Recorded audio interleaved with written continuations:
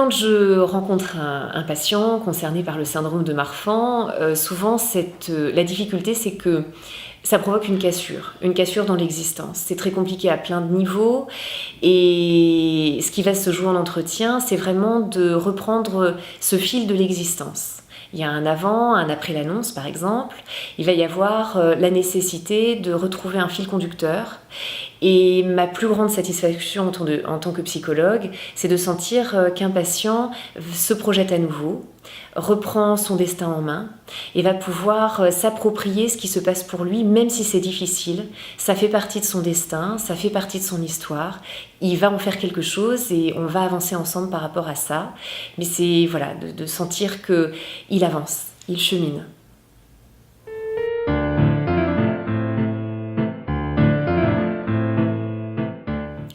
Je pense notamment à une patiente adulte qui effectivement se savait malade et qui, de manière assez inattendue malgré les surveillances, a fait une dissection aortique très importante qui a été, les choses se sont précipitées pour elle.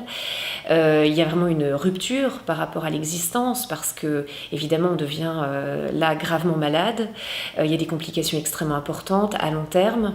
Il a fallu qu'elle réapprenne à vivre avec un rythme complètement différent à domicile, des tâches au quotidien ménagères qu'elle ne pouvait absolument plus faire pendant de nombreuses années et même encore maintenant à distance.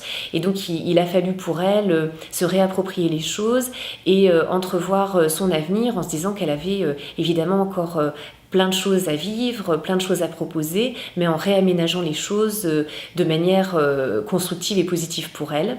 Et c'est notamment une patiente qui a mis beaucoup d'énergie dans la création.